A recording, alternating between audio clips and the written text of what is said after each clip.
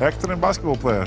You might think I'm a nice guy, but when I step on basketball court, everything changes. I take my coffee with Kareem. Look, I'm Klay Thompson. Look, I'm Steph Curry.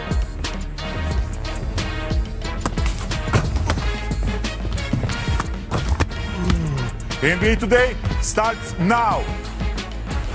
You couldn't take it easy on our staff, Boban. Coming up on NBA Today, Cooper Flagg has soared above his rookie class, but this preseason, we're going to show you why Jason Kidd may have some questions about where he fits in the lineup. Plus, LaMelo Ball, he put on a show last night. Now, how does he take his game to the next level? Perk, he's got some ideas. And LeBron James out to start the season. But how long will the Lakers have to tread water without him? Shams is stopping by with the latest on his plan to return to the court.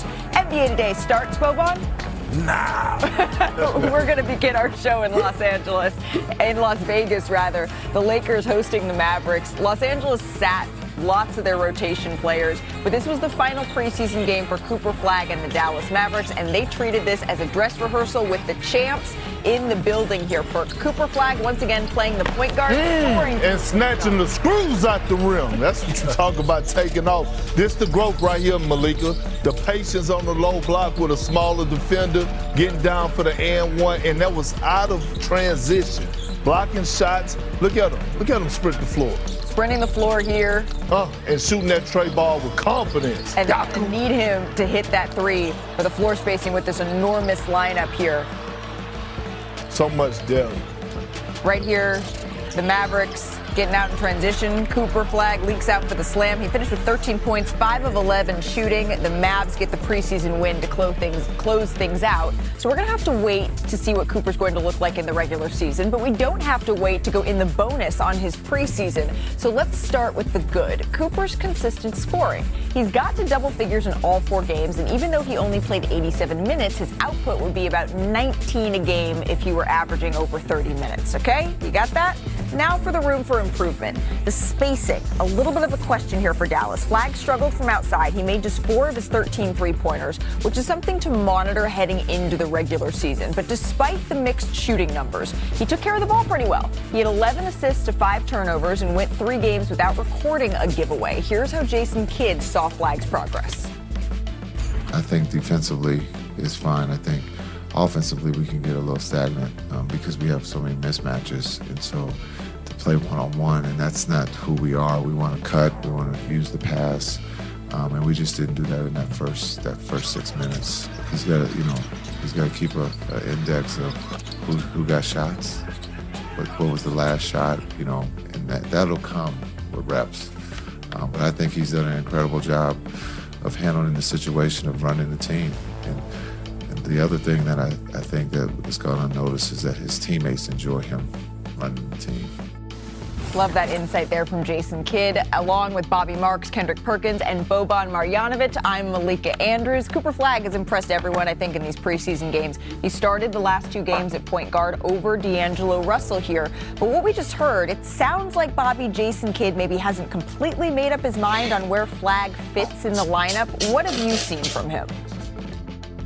Yeah, I would probably give it an incomplete right now, just going back from Summer League to right now. I think the beauty of where Dallas is, as we've talked about their depth, it gives Jason Kidd so many different lineups to experiment. And I think the best thing for Dallas, don't be afraid to fail experimenting with lineups. That means whether it be starting D'Angelo Russell or starting PJ Washington. I just go back to that Oklahoma City team that won the championship. Last year, Malika, they started 30 different starting lineups. And did you know the one they used the most didn't even start during the playoffs here? Certainly the Chet Holmgren injury played a role here, but yeah. I do like what I've seen with Cooper with the ball in his hand. I do agree with Jason as far as from a spacing standpoint, but that's figuring out who you are as a team. Look, they're going to be one of the better, or if not the best defensive team in the league, in my opinion.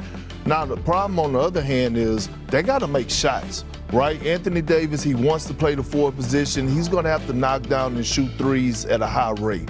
Cooper, obviously, you highlighted that's room for improvement there as well. But Klay Thompson, PJ Washington, they're going to have to knock down shots at a consistent rate. Because even last night we saw in the game with the Lakers, the reason that they had trouble scoring is because JJ went 2-3 zone.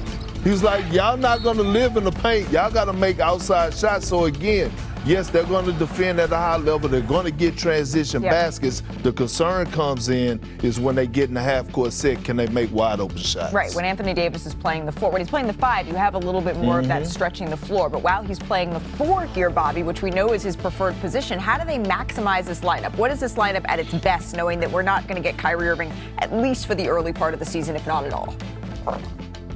Well, you know how you maximize? You maximize on the defensive end. I mean, did you see how big this team is last night when you basically had Cooper at point guard, who's 6'8", 6'9", and then PJ and 2 7-footers with AD and Derek Lively? I think that will allow them to get out and run a little bit more, open up the offense here based on what they do on defense. And defense is the vision, right? That's what Nico Harrison was preaching when he made the trade for Luka Doncic and brought in Anthony Davis. But at the end of the day, you're asking, although Cooper Flag has been tremendous, he's been sensational in the preseason, you're asking an 18-year-old kid, the youngest player in the NBA, to come in, to play out of his normal position, to try organizing the offense and having the ball in your hands a whole lot more for a team that going to the finals isn't enough. You have to win it all, and that is a huge task to put on an 18-year-old shoulders. What were you doing when you were 18, Boban?